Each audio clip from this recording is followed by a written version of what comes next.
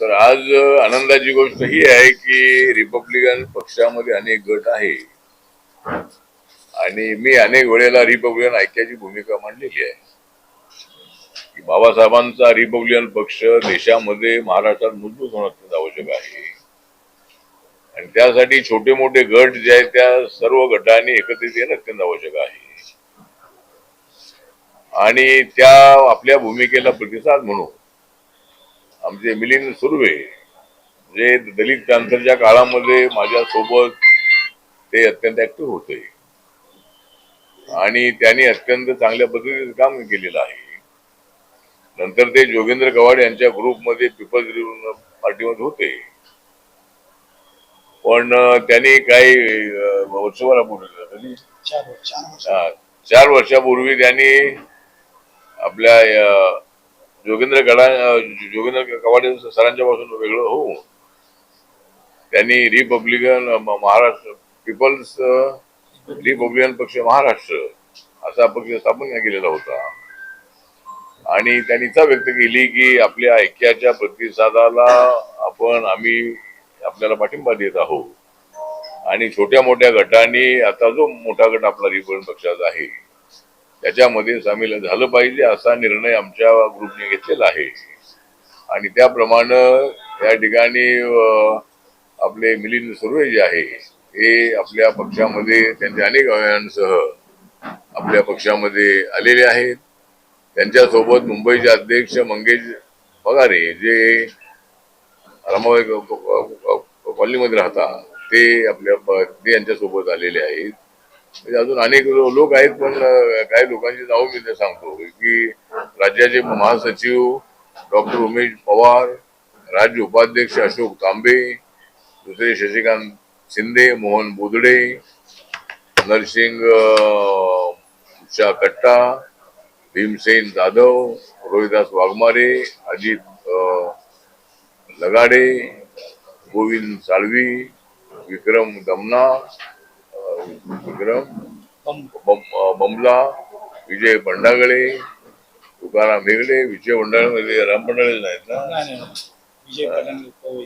विजय पंडागळे, तुकाराम हेगडे, चंद्रकांत रुपेकर, कविताबाई निकम, फिरोज शेख, राजू पांचाळ, जोनाबाई तांडेवाळ, तारीखला हे नाही का पट्ट्यावर आणायला पाहिजे होतं नाही तर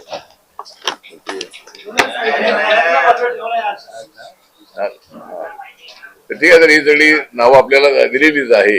त्याच्यामध्ये हा पक्ष तर आपल्या पक्षामध्ये सामील झालेलाच आहे परंतु त्याचबरोबर राष्ट्रवादी काँग्रेस तुमची कुठली राष्ट्रवादी काँग्रेस शरद पवार साहेबांची जी राष्ट्रवादी काँग्रेस आहे म्हणजे पूर्वी आरपीआय म्हटलं की कोणता गट असं विचारायला लागायचं.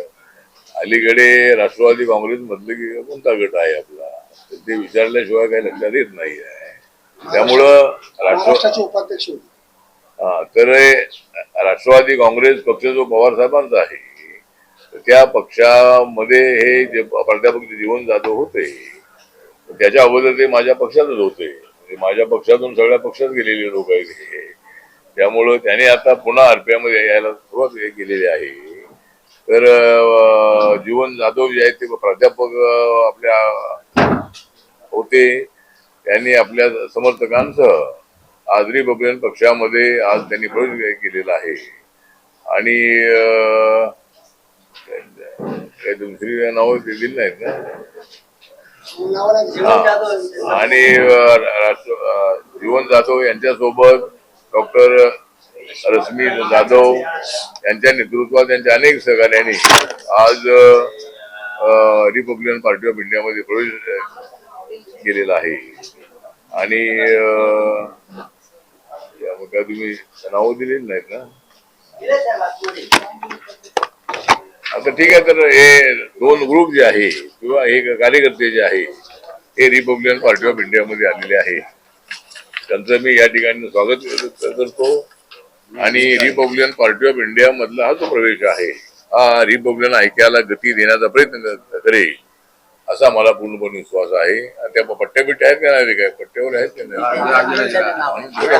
प्रोव्हिजन असं कारभार आहे.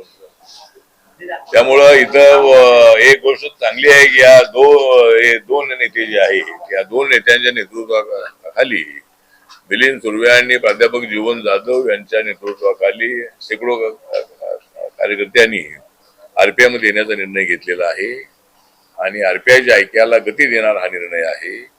बाकीच्या गटातटांना मी विनंती करतो की सगळ्या गटांनी एकत्रित येऊन बाबासाहेबांचा रिपब्लिकन पक्ष मजबूत करणं अत्यंत आवश्यक आहे. माझं आंबेडकर फॅमिली मधल्याही नेत्यांना आव्हान आहे. मुख्य प्रकाश आंबेडकर साहेबांना माझं आव्हान आहे. त्यांनी सुद्धा ऐक्याच्या संबंधामध्ये भूमिका घेणं अत्यंत आवश्यक आहे. आणि आपलं ऐक्य झालं तर आपली एक मोठी ताकद उभी राहणार आहे. त्यामुळे ऐक्य व्हावं अशी माझी इच्छा आहे. त्याच्यामध्ये 2 पावलं मागे यावे लागली तरी हरकत नाही. रिपब्लिकन पक्षाचं ऐक्य झालं पाहिजे. पण आता रिपब्लिकन पक्षाचं ऐक्य कधी होईल ते बघूया. पण मी नरेंद्र मोदींच्या मंत्रिमंडळामध्ये असताना मी गेल्या अनेक वर्षांमध्ये दिल्लीशी माझा संपर्क आहे. आणि नरेंद्र मोदी साहेबांच्या मंत्रिमंडळामध्ये आल्यानंतर मला आता मंत्रिमंडळामध्ये येऊन जवळजवळ 10 वर्ष होतील आता जुलैमध्ये. तर त्या ठिकाणी गेल्यानंतर आपला जो रिपब्लिकन पार्टी ऑफ इंडिया आहे हा देशाच्या सर्व राज्यामध्ये घेऊन जाण्याची संधी मला मिळालेली आहे. अंदमान निकोबार पासून लक्षद्वीप पासून दादरा नगर हवेली असेल, दीव दमन असेल, जे 28 राज्य आहे त्या 28 राज्यामध्ये आरपीआयच्या शाखा आहेत. त्याचबरोबर बाकीचे 8 केंद्रशासित प्रदेश आहे त्या ठिकाणी सुद्धा रिपब्लिकन पक्ष आहे. त्यामुळं सर्व देशभरामध्ये आरपीआय मला घेऊन जाण्याची संधी मिळालेली आहे. आणि आपला रिपब्लिकन पक्ष नागालँडमध्ये आपले 2 आमदार निवडून आलेले आहेत. नागालँडमध्ये आपल्या पक्षाला त्या ठिकाणी गन्ना किसानी सिम्बॉल मिळालेला आहे, त्या ठिकाणी मान्यता मिळालेली आहे. मणिपूरमध्ये मागच्या लोकसभेमध्ये आमचा एक उमेदवार उभा होता आणि त्याला 1.5 लाख मतं मिळाली. आणि मणिपूरमध्ये आपला पक्ष रेकग्नाइज आहे. आता 2 राज्यामध्ये जर आपल्या पक्षाला रेकग्नायझेशन मिळालं तर आपला पक्ष जो आहे हा राष्ट्रीय पक्ष म्हणून या पक्षाला मान्यता मिळेल.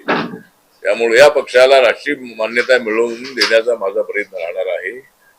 आणि मला पूर्णपणे विश्वास आहे की नक्कीच या पुढच्या 4-5 वर्षामध्ये आपण या पक्षाला राष्ट्रीय मान्यता मिळवू. आणि दलितांच्या प्रश्नांवर, गरिबांच्या प्रश्नांवर, झोपडपट्टीच्या प्रश्नांवर, बेरोजगारांच्या प्रश्नांवर, महिलांच्या प्रश्नांवर, शेतकऱ्यांच्या प्रश्नांवर, आणि अनेक कामगारांच्या प्रश्नावर रिपब्लिकन पक्ष सध्या ऍक्टिव्ह आहे. आणि अनेक मुद्द्यांवर रिपब्लिकन पक्षाला भूमिका भविष्य काळामध्ये घेणं अत्यंत आवश्यक आहे. एक तर मुंबई मधला जो झोपडपट्टीचा प्रश्न आहे, तर एअरपोर्टच्या आजूबाजूच्या ज्या झोपड्या आहेत, मागच्या वेळेला देवेंद्र फडणवीस साहेबांनी मागच्या वेळेला सर्वे केलेला आहे.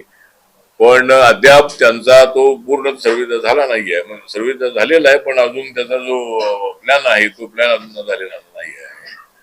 त्यामुळं त्या ठिकाणच्या लोकांना जर त्या ठिकाणी आजूबाजूला घर मिळाली तर एअरपोर्टलाही मोठी जागा मिळेल. आणि सध्या जे एअरपोर्टची जागा जी आहे ती फार छोटी आहे. दिल्ली जागा बघितली तर फार मोठी जागा आहे. आपली जागा जी आहे ती एकदम एक रनवे आहे, दुसरा रनवे क्रॉस रनवे आहे. त्यामुळं जर आजूबाजूच्या झोपड्यांना सुद्धा पक्की घरं मिळतील आणि त्याचा एक कार्यक्रम हातामध्ये लवकर येणं अत्यंत आवश्यक आहे. त्याचबरोबर सगळ्या झोपड्या ज्या आहेत त्या झोपड्यांना आमची मागणी अशी आहे की 300 स्क्वेअर फुटाचं जे घर आहे हे घर थोडं छोटं घर आहे, कार्पेट एरियाचं घर आहे. पण आमच्या पक्षाची मागणी अशी आहे की 450 फुटाचं घर मिळावं कार्पेट एरियाचं. आणि हे एवढं घर बिल्डरने दिलं तर बिल्डरला 450 फूट विकायला मिळणार आहे. त्यामुळे बिल्डरला काय त्यामध्ये नुकसान अजिबात नाही आहे. राज्य सरकारलाही पैसे त्यामध्ये द्यायचे नाही आहे. त्यामुळं याच्यासाठी मान्यता मिळवून देण्यासाठी नक्की मी मुख्यमंत्र्यांशी बोलणार आहे. आणि लवकरात लवकर झोपडपट्ट्यांचं पुनर्वसन होणं अत्यंत आवश्यक आहे. आणि राज्य सरकारने हा कार्यक्रम हातामध्ये घेतलेला आहे. मोठ्या मोठ्या बिल्डरना सुद्धा त्या ठिकाणी निमंत्रित केलेलं आहे. आता इथं आपलं कामराज नगर वगैरे त्या ठिकाणी मोठं डेव्हलपमेंट सुरू आहे. सगळ्या बीडीटी चाळी बीआयटी चाळी त्या ठिकाणी डेव्हलपमेंट सुरू आहे. त्यामुळं देवेंद्र फडणवीस यांचं सरकार जे आहे ते अत्यंत चांगलं काम करत आहे. त्यांनी या पद्धतीनं झोपड्यांच्या संबंधातला प्रश्न सोडवा अशी आमची भूमिका आहे. त्यानंतर आता 5 राज्यामध्ये ज्या निवडणुका होत आहेत तर त्या ठिकाणी गन्ना किसानी सिम्बॉल आपल्याला मिळालेला आहे. आणि 5 राज्यापैकी आम्ही वेस्ट बेंगॉलमध्ये निवडणूक लढवायची नाही असं आम्ही ठरवलेलं आहे. कारण वेस्ट बेंगॉलमध्ये आपणाला भारतीय जनता पक्षाला आणि एनडीएला त्या ठिकाणी सत्तेवर आणायचं आहे. आणि या वेळेला ममता बॅनर्जी यांना सत्ता मिळणं अत्यंत अवघड आहे. कारण गेल्या 5 वर्षामध्ये बंगालला कंगाल करण्याचं काम त्यांनी केलेलं आहे. सोनेर बंगला जो आहे तो सोनेर बंगला सोन्याचा बंगला बनवायचा होता, पण तो सोनेर बंगला काही झाला नाही आहे. त्यामुळे नरेंद्र मोदींच्या नेतृत्वाखाली वेस्ट बेंगॉल मधल्या लोकांना न्याय देण्याची आमची भूमिका आहे. बंगाली बोलणाऱ्याला आमचा विरोध आहे असं बिलकुल अजिबात नाही. वेस्ट बेंगॉल मध्ये जे बांगला भाषिक लोक आहेत हे सगळे आमचे लोक आहेत आणि त्यांना विरोध करण्याची भूमिका आमची एनडीएची किंवा बीजेपीची अजिबात नाही, आरपीआयची अजिबात नाही. त्या वेस्ट बेंगॉल मधल्या सर्व लोकांना न्याय देण्याची भूमिका आमची आहे. आणि या वेळेला नरेंद्र मोदींच्या विकासाचा जो अजेंडा आहे तो लक्षामध्ये घेऊन वेस्ट बेंगॉल मधले लोक यावेळेला बीजेपीला मतदान करतील. मागच्या वेळेला भारतीय जनता पार्टीला 2021 मध्ये फक्त 3 जागा, 2021 मध्ये 77 जागा त्यांच्या निवडून आल्या होत्या आणि त्याच्या अगोदर 3 जागा बीजेपीच्या होत्या. त्यामुळे 90 ते 95 जागा बीजेपीच्या 2,000-3,000 मतांनी हरल्या होत्या. पण या वेळेला मात्र आता ते रेकॉर्ड ब्रेक होणार आहे आणि क्लिअर मेजॉरिटी जी आहे ती मेजॉरिटी बीजेपीला मिळेल. आणि त्या ठिकाणी लॉ अँड ऑर्डरची स्थिती अत्यंत गंभीर आहे. त्या ठिकाणी गुंडागर्दी फार वाढलेली आहे आणि ममता बॅनर्जी यांचं सरकार त्या ठिकाणी त्याला जबाबदार आहे. त्या ठिकाणी सीबीआय वाल्यांनी इन्क्वायरी करून दिली आधार नाही आहे. ईडीचे लोक जर गेले तर त्यांना त्या ठिकाणी आकृती देण्यात येत आहे. त्यामुळे असं लोकशाहीला घातक अशी कृत्य त्या ठिकाणी घडत आहे. त्यामुळं बेंगॉलमध्ये नक्की आपलं सरकार येईल. आसाममध्ये नक्की आपलं सरकार तिथं ऑलरेडी आहे, ते नक्की येणार आहे. पांडिचेरीमध्ये आपलं सरकार आहे.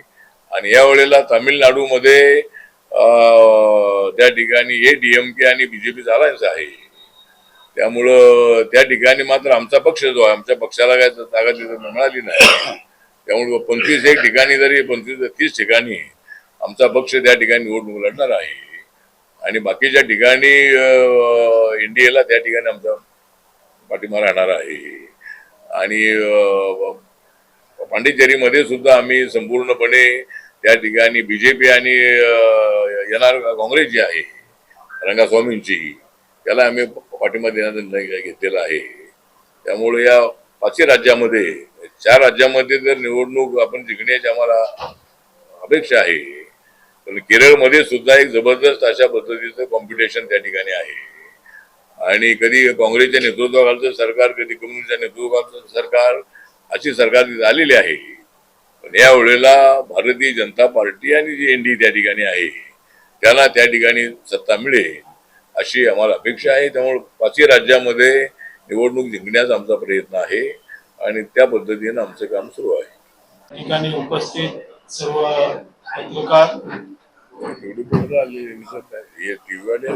आणि रिपब्लिकन पक्षाचे राष्ट्रीय अध्यक्ष आदरणीय आठवले साहेब, त्याचबरोबर रिपब्लिकन पक्षाचे सर्व ज्येष्ठ नेते, माझ्यासह आज रिपब्लिकन पक्षामध्ये ज्यांनी प्रवेश केला ते माझे सर्व सहकारी मंगेशभाई पगारे, अनिल लगाडे, तुकाराम हेगडे, मोहन बोदाडे असे अनेक कार्यकर्ते या ठिकाणी उपस्थित आहेत. खर तर माझ्या स्वतःच्या राजकीय प्रवासाची सुरुवात आठवले साहेबांकडूनच झाली होती. मी सुरुवातीला भारतीय दलित पॅंथरचा कार्यकर्ता होतो. त्यानंतर प्रवास सुरू झाला.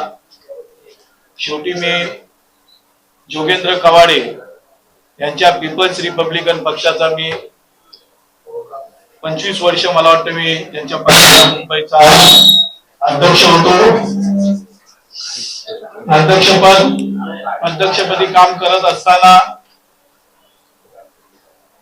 मधल्या काळात अनेक पक्षांतर्गत कार्यकर्त्यांमध्ये नेतृत्वामध्ये मतभेद झाल्यामुळे आम्ही एक मुंबईतली आणि काही रत्नागिरीतली अशी कार्यकर्त्यांची एक टीम आम्ही पक्षातून बाहेर पडून आम्ही पीपल्स रिपब्लिकन पक्षाची स्थापना केली आणि गेली 4 वर्षापासून पीपल्स रिपब्लिकन पक्षाची आम्ही कामकाज या मुंबई आणि कोकणामध्ये करत आहोत.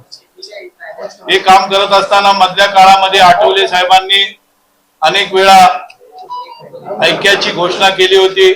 अनेक छोटे छोटे जे गट आहेत त्यांनी एका झेंड्याखाली Republican Party of India Athawale साहेबांच्या पक्षात जर आले तर फार मोठी एक ताकद या महाराष्ट्रामध्ये या देशामध्ये उभी राहू शकते. त्यांच्या आव्हानाला प्रतिसाद देऊन माझ्याबरोबर असलेल्या सर्व सहकार्यांनी जवळजवळ आमच्या 3-4 बैठका झाल्या आणि त्या बैठकीतून असा निर्णय घेण्यात आला की आपण पुढील काळामध्ये आपला Peoples Republican Party of Maharashtra हा Republican Party of India Athawale गटामध्ये विलीन करून आपण सर्व कार्यकर्ते आपली जी असलेली ताकद ही ताकद आठवले साहेबांच्या मागे उभी करूया आणि त्या पद्धतीचा ठराव करून आज आम्ही या ठिकाणी आठवले साहेबांच्या पक्षामध्ये प्रवेश करत आहोत. निश्चितच आम्हाला आठवले साहेबांचा अनुभव आहे. अनेक वेळा चळवळीमध्ये आम्ही काम केलेलं आहे. निश्चितच माझ्यासह आलेल्या सर्व कार्यकर्त्यांना आम्ही अगोदर देखील चर्चा सन्मानपूर्वक वागणूक देतील आणि सर्व जे कार्यकर्ते आठवले गटाचे हे आमचे चळवळीतले मित्र आहेत. अनेक वेळा भले आम्ही वेगवेगळ्या पक्षात राहिलोय परंतु आम्ही एका विचारानेच काम करत होतो. आज आम्ही सर्व लोक या पक्षात आम्ही प्रवेश करत आहोत आणि निश्चितच पुढच्या काळामध्ये आम्ही हा पक्षवाढीसाठी आम्ही सर्वजण तन मन धनाने या पक्षाच्या मागे खंबीरपणे उभी राहू. जय भीम, जय महाराष्ट्र.